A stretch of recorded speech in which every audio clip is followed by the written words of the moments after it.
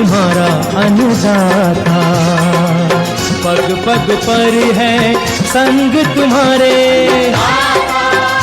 अन्नदाता। लहू किसानों का बन के पसीना सींचता है धरती का सीना। मेहनत का तेरी हक दिलवाने, नई तकनीक नई खोज बताने।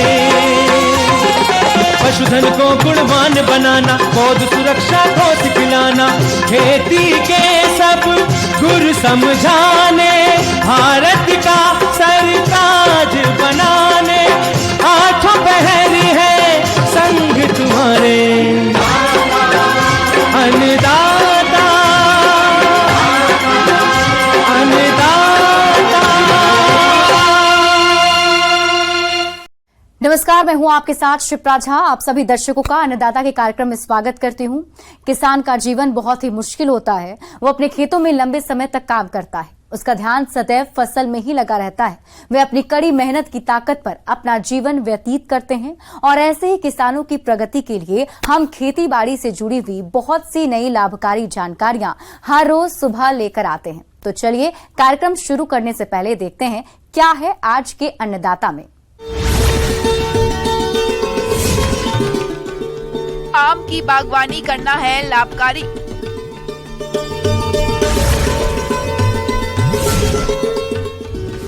कड़कनाथ मुर्गियों का पालन अच्छी आय का जरिया।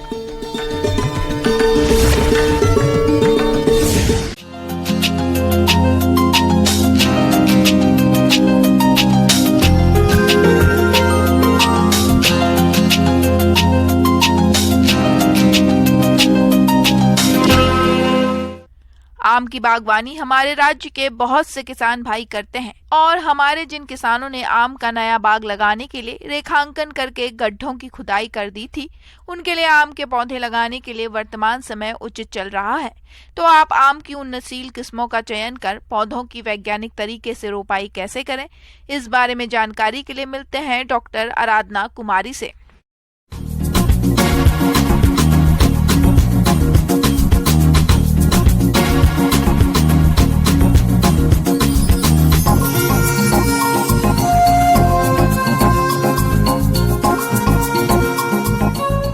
और मैं आज आपको आम की खेती कैसी की जाए, आम के बगीचे कैसे लगाए जाएं, उसके बारे में जानकारी दूंगी।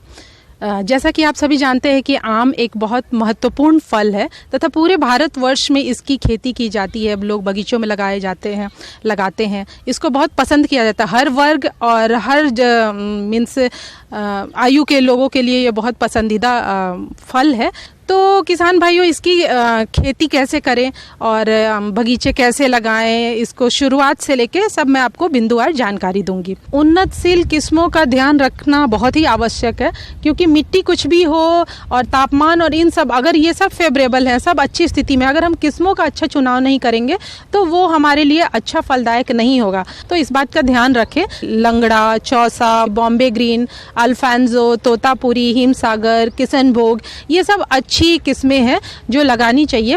पर इन सब में थोड़ी समस्या होती है कि एक साल ये अच्छा फलन करती हैं और अगले साल उतना अच्छा फलन नहीं करती हैं। तो इसके लिए कुछ नई विकसित किस्में हैं, जैसे मल्लिका, आम्रपाली, दशहरी, गौरव, राजीव, रत्ना, ये प्रजातियां हर साल फल देती हैं। तो इन किस्मों का चुनाव करके हम हर साल फलन को प्राप्त कर सकते हैं। किसान भाइयों, अभी आपने आम का अधिक उत्पादन देने वाली किस्मों के बारे में जानकारी हासिल की। अब आइए जानते हैं भूमि का चयन और गड्ढों की खुदाई तथा खाद उर्वरकों के संतुलित प्रयोग के बारे में। जब हम आम के बगीचे लगाएं तो इसमें भूमि का चयन बहुत महत्वपूर्ण होता है। वैसे तो आम ऐसा फल है जो हर तरह के मिट्टी में लगाया जा सकता है, लेकिन इसके लिए एक बात ध्यान देनी है कि अधिक बलुई मिट्टी, पथरीली, क्षारीय तथा जल भराव वाले ज़मीन में इसको ना लगाएं। और ये बात मैं और मुख्य रूप से बताना चाहूँगी कि किसान भाई, चूँकि बारिश का मौसम है, जल भराव की स्थिति जहाँ बनती है वहाँ जल निकास की व्यवस्था कर लें। अतः अच्छे जल निकास वाली दोमट मिट्टी सर्वोत्तम होती है इसके लिए। वृक्षों के रोपण के संबंध में ये ध्यान रखना जरूरी है कि वर्षा काल में वृक्षों का रोपण करना चाहिए, लेकिन ये बात ध्यान रखिए कि वर्षा जहाँ बहुत ज़्यादा होती हो तो बरसात जब खत्म हो रही हो तो उसके अंत में ही नए पौधे लगाएं। पौधे लगाने के लिए जो मेन खेत है आपका, जहाँ आप पौधे लगाएंगे, बगीचे लगाएंगे, उसको अच्छे से उसकी जुताई कर लेनी चाहिए। जो खरपतवार पहले से हैं उसको हटा लेना चाहिए। उसके बाद ये ध्यान रखना चाहिए कि पौधों को वर्गाकार आकार में लगाना सबसे अच्छा होता है, जिसमें पौधे से पौधे की दूरी और लाइन से लाइन की दूरी 10 से 12 मीटर पर्याप्त होती है। पर आजकल सघन जो बगीचे लगाए जाते हैं वो भी प्रमुख है। उसमें आम्रपाली जो किस्म लगाई जाती है वो प्रमुख है। उसमें जो है 2.5 मीटर की दूरी, 2.5 मीटर की दूरी ही पर्याप्त होती है। गड्ढे जो बनाएं उसके लिए विशेष रूप से ध्यान देना है कि गड्ढे का जो आकार होना चाहिए वो 1 मीटर गुने 1 मीटर गुने 1 मीटर का होना चाहिए। लेकिन आजकल 90 सेंटीमीटर गुने 90 सेंटीमीटर गुने 90 सेंटीमीटर भी के गड्ढे बनाए जाते हैं, जो कि अच्छे रहते हैं। गड्ढे बनाते समय ये ध्यान रखें कि जब हमें पौधा लगाना हो उसके 1 महीना पहले ही आप गड्ढा बना ले। किसान भाइयों, गड्ढों को खोदते समय ऊपर की 30 सेंटीमीटर मिट्टी को एक तरफ और नीचे की 70 सेंटीमीटर मिट्टी को दूसरी तरफ रखें। इसके बाद गड्ढे भरते समय पहले ऊपर की 30 सेंटीमीटर वाली मिट्टी भरनी चाहिए। उसके बाद लगभग 35 से 40 किलोग्राम सड़ी गोबर की खाद और 2.5 किलोग्राम सुपर फास्फेट को नीचे वाली मिट्टी में अच्छी तरह मिलाकर भरना चाहिए। अगर मिट्टी में दीमक की समस्या हो तो 100 ग्राम क्लोरोपाइरीफॉस पाउडर प्रति गड्ढे की दर से खाद मिलाते समय डालना चाहिए। किसान भाई, गड्ढे को भूमि की सतह से 15 से 20 सेंटीमीटर तक उठा हुआ भरें। खाद डालकर और उसमें पानी सिंचाई करके उसको गड्ढे को बंद कर लेना चाहिए। लेकिन ये ध्यान रखना चाहिए कि उसमें आप जो है निशान लगा ले। उसके बाद जो निशान हम बनाते हैं उसमें जब नर्सरी से पौधे लाते हैं उसको लगाना होता है, तो हम जितना हमारा पॉलीथीन में वो जो हमारा नर्सरी से पौधा लाया गया है उसमें मिट्टी है, उस हिसाब से फिर से वो उस जगह से मिट्टी निकाल लेनी चाहिए और उसके बाद वो पौधा लगा देना चाहिए। पौधा लगाने के बाद ये ध्यान रखना चाहिए कि उसको शुरुआत में हर दूसरे दिन सिंचाई करनी चाहिए, या कोशिश करनी चाहिए कि प्रतिदिन करें, ना करे तो हर दूसरे दिन करना चाहिए। और जब 2-3 महीने का पौधा हो जाता है तो हम सप्ताह में 1 दिन भी कर सकते हैं। इसमें अब चूंकि बारिश का मौसम है तो मैं निराई गुड़ाई की विशेष बात करूंगी, क्योंकि बारिश के मौसम में खरपतवार बहुत उपज जाते हैं, पनप जाते हैं। तो आपका जो 2 मीटर की परिधि जो हर पेड़ के चारों ओर बनती है, वहाँ से आप ध्यान रखें कि उसकी अच्छी जुताई कर लें और उसके बाद जो भी खरपतवार हो उसको हाथ से निकाल लें, या फिर अगर हाथ से नहीं होता है तो मैकेनिकल भी विधि से, जो आजकल साइकिल और ये सब आते हैं, उससे पौधों के चारों ओर लगा लें। जब भी निकालें, जब भी इस्तेमाल करें, आप ये ध्यान जरूर दें कि जो पौधों का जो आम का पेड़ है उसके जड़ और तना को कोई नुकसान ना पहुंचे, ये विशेष ध्यान दें। और निराई गुड़ाई जरूर करें, क्योंकि ये जो मेन जो है हमारा आम का पौधा, उसको जो हम न्यूट्रिएंट देते, पोषक तत्व देते, वो नहीं तो वो खुद ले लेंगे और हमारा पौधा जो होगा उसको पोषक तत्व नहीं मिल पाएगा। ये सब बातों का अगर आप ध्यान देते हैं तो व्यावसायिक तौर पे अगर आप आम लगा रहे हैं तो आपको बहुत मुनाफा होगा। किसान भाइयों, अब लेते हैं एक छोटा सा ब्रेक।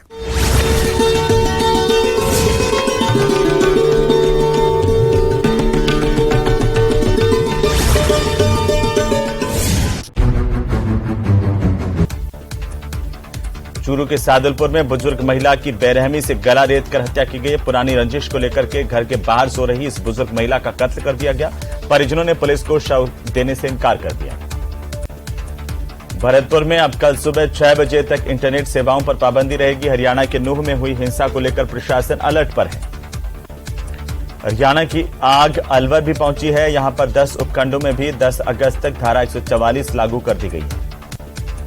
अलवर के भिवाड़ी में हुई तोड़फोड़ के मामले में पुलिस ने कार्रवाई की। 1 दर्जन से ज्यादा लोगों को गिरफ्तार कर लिया है, जिनमें से 9 आरोपियों को गिरफ्तार किया गया, जबकि 3 नाबालिगों को निरुद्ध किया गया।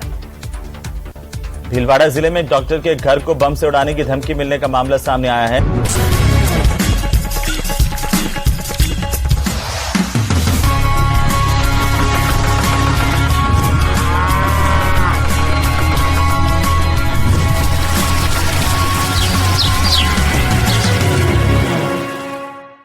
ब्रेक के बाद आप सभी दर्शकों का अन्नदाता में स्वागत है।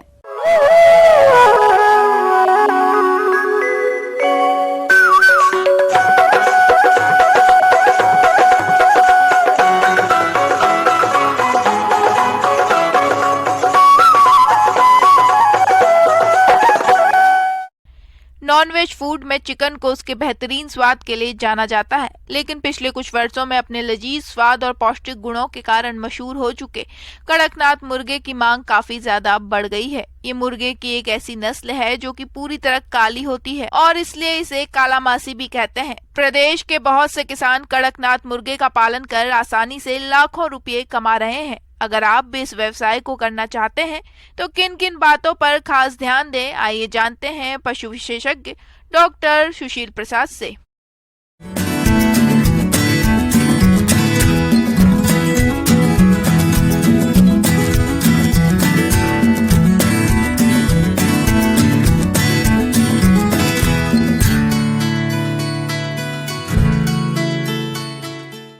किसान भाइयों नमस्कार। और जैसा कि अभी बहुत ही ज़्यादा बाज़ार के अंदर में कड़कनाथ का प्रचलन हुआ है और कड़कनाथ में तो एक विशेष तरह की मुर्गी समझकर इसमें ज़्यादा लाभ लिया जाता है। मुर्गी पालन एक ऐसा व्यवसाय है जो आपकी आय का अतिरिक्त साधन बन सकता है।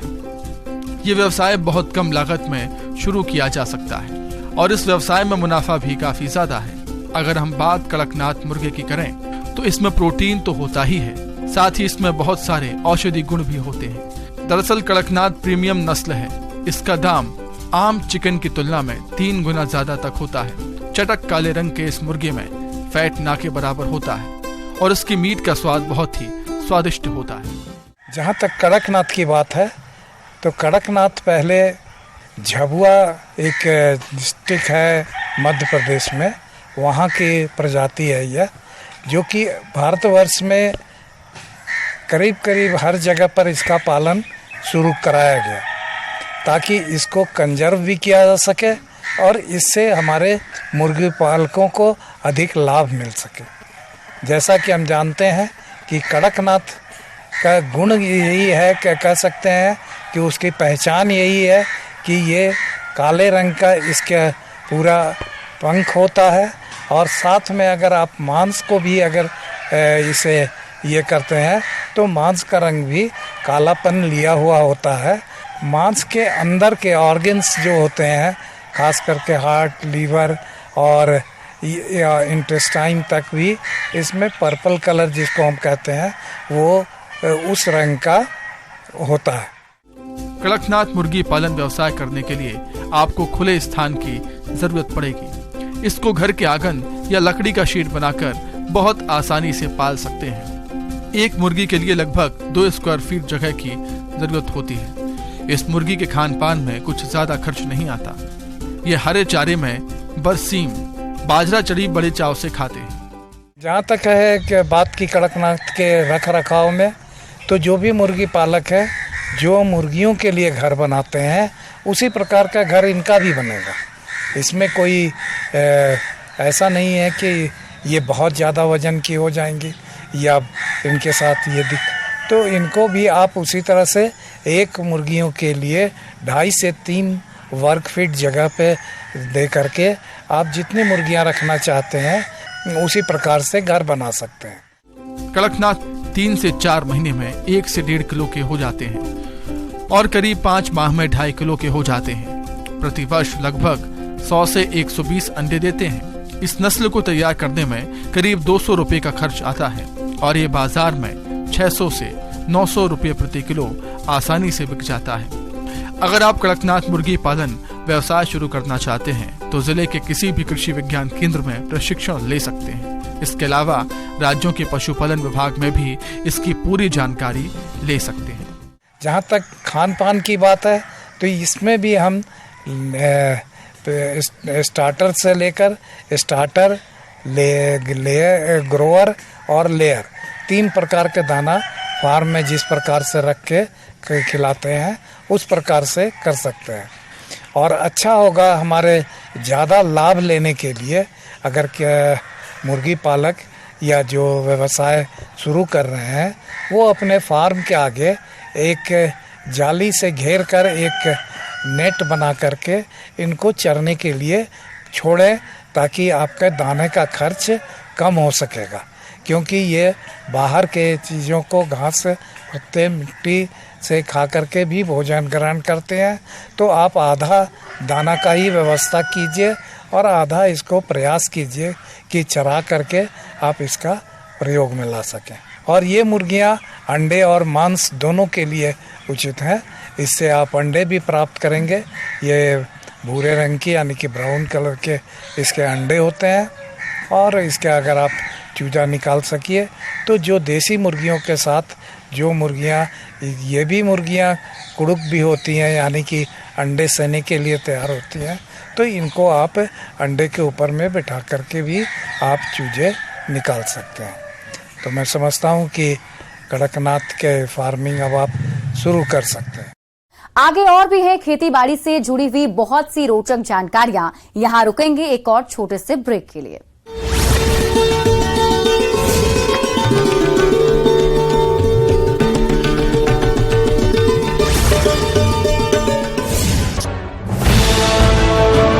के घर पर बम निरोधक दस्ता पहुंचा, जहां पर उसे कोई बम नहीं मिला है। अलवर पुलिस ने व्यापारी वेद प्रकाश जैन से लॉरेंस बिश्नोई गैंग के नाम पर 20 लाख रुपए की रंगदारी मांगने के मामले में 2 आरोपियों की गिरफ्तारी पुलिस ने कर ली है। कोटा में टोल प्लाजा के पास में 2 युवकों पर फायरिंग से सनसनी फैल गई। इस घटना पर ग्रामीणों में आक्रोश है। देर रात तक थाने के बाहर प्रदर्शन किया गया। फिलहाल पुलिस मामले की जांच कर रही है। जोधपुर में लूणी के पास वॉल्वो बस और बोलेरो की टक्कर हुई है। इस हादसे में महिला और युवक घायल हो गए। दोनों घायलों को अस्पताल में भर्ती किया गया। ये हादसा मोगड़ा कांकाणी के बीच में हुआ है। धौलपुर में खड़े ट्रक में तेज रफ्तार पिकअप घुस गई। इस सड़क हादसे में 18 से ज्यादा लोग घायल हुए। इन घायलों को जिला अस्पताल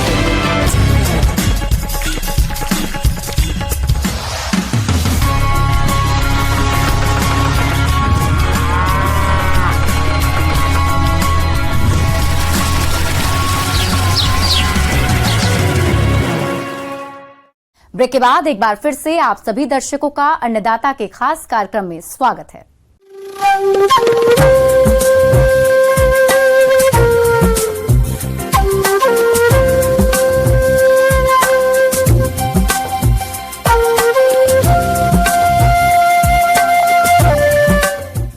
मौसम विभाग के रिपोर्ट पर साप्ताहिक कृषि सलाह इस प्रकार है।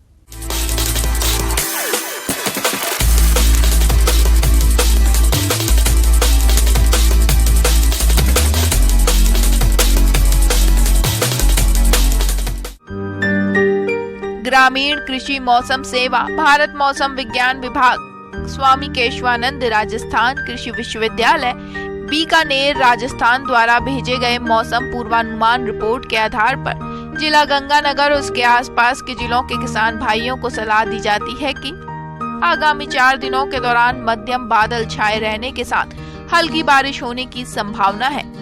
इन 4 दिनों में अधिकतम तापमान 38 डिग्री सेल्सियस और न्यूनतम तापमान 27 डिग्री सेल्सियस तक रह सकता है।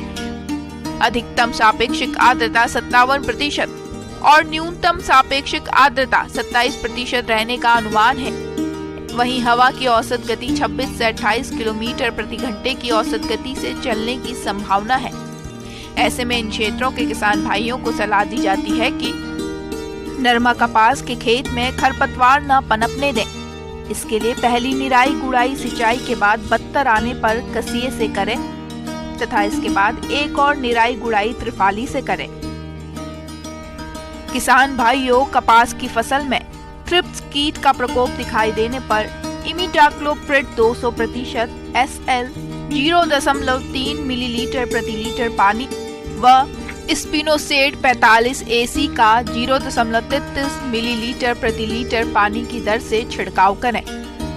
कपास में गुलाबी सुंडी का प्रकोप होने पर नीम का तेल 5 मिलीलीटर को कपड़े धोने के पाउडर के साथ प्रति लीटर पानी के हिसाब से घोल बनाकर छिड़काव करें या किसी नीम आधारित कीटनाशक की 5.0 मिलीलीटर या प्रोफेनोफॉस 50 EC 2 मिलीलीटर मात्रा का प्रति लीटर पानी की दर से छिड़काव करें।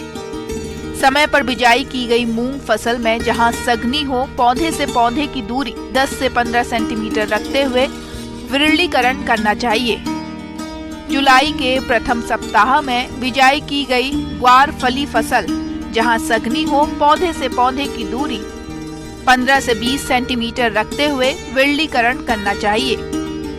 गन्ना की फसल को दीमक के प्रकोप से बचाने के लिए इमिडोक्लोप्रिड 17.8 SL 125 मिलीलीटर अथवा क्लोरोपाइरिफॉस 20 EC 1.25 लीटर प्रति बीघा की दर से सिंचाई पानी के साथ दें। किन्नू के बागों में निराई गुड़ाई करके खरपतवार निकाल दें। जिन किसान भाइयों ने किन्नू के नए बाग लगाने के लिए गड्ढे तैयार कर रखे हैं, वो उनमें रोपण कार्य करें। पौधे उद्यान विभाग की नर्सरी व अन्य प्रमाणित नर्सरी से ही प्राप्त करें।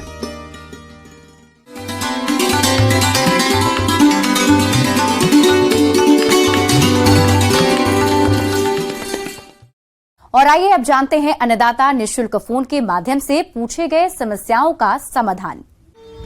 आज की अन्नदाता हेल्पलाइन में हमने जिस प्रश्न को शामिल किया है उसे पूछा है ग्राम गंगापुरा जिला सीकर के प्रतीक कुमार ने। आपने भेड़ की दुम्बा नस्ल के पालन के बारे में जानकारी चाहिए है, तो इसके लिए देखिए कार्यक्रम का यह अंश।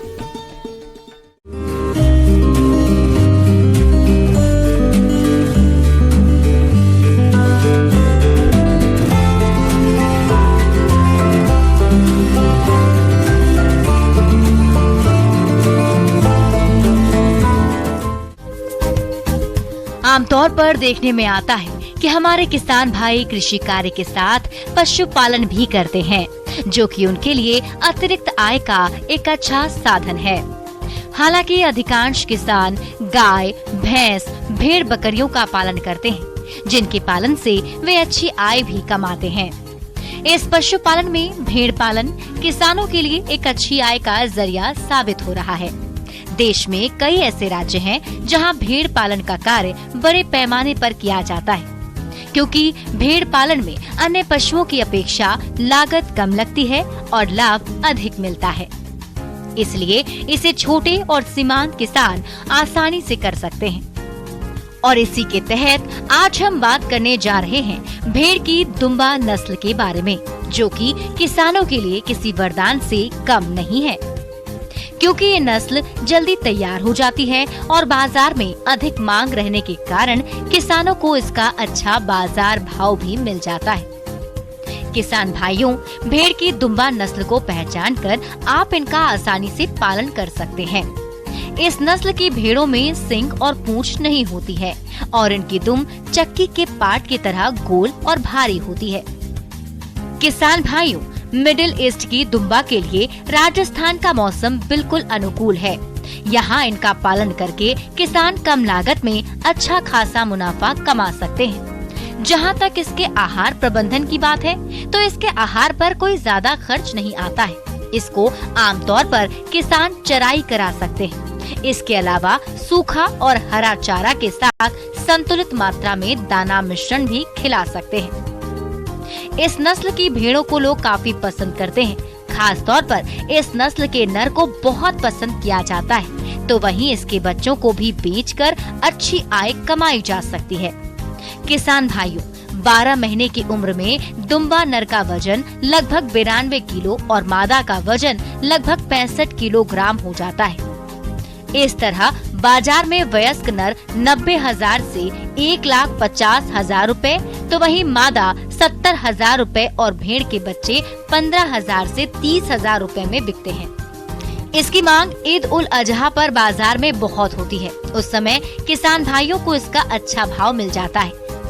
किसान भाइयों, इस नस्ल के बारे में और अधिक जानकारी के लिए आप केंद्रीय भेड़ एवं ऊन अनुसंधान संस्थान अविका नगर टोंक में संपर्क कर सकते हैं। इस तरह जो किसान भाई इन सभी खूबियों को देखते हुए भेड़ की दुम्बा नस्ल को पालना चाहते हैं, तो आप इस नस्ल की भेड़ का पालन करके अच्छा खासा मुनाफा कमा सकते हैं।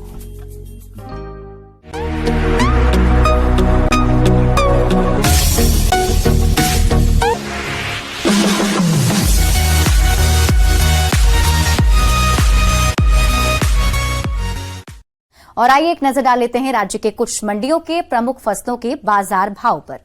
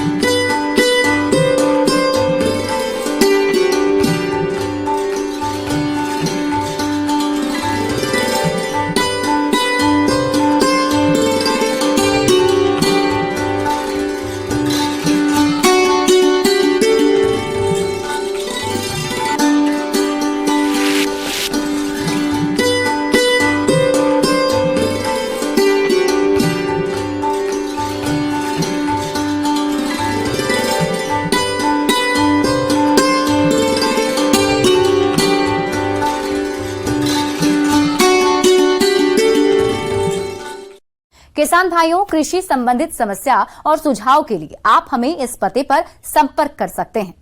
प्रोड्यूसर अन्नदाता, news 18 Rajasthan, Ramoji film city, Hyderabad 501512। साथ ही आप हमें ईमेल भी कर सकते हैं। हमारा ईमेल है p18annadatarajasthan@nw18.com। इसके अतिरिक्त आप हमें निःशुल्क हेल्पलाइन नंबर 1800889216 पर सोमवार से शनिवार सुबह 10 बजे से शाम 4 बजे के बीच संपर्क कर सकते हैं। अब समय हो रहा है आपसे विदा लेने का। कल इसी वक्त फिर से होगी आपसे मुलाकात। नमस्कार।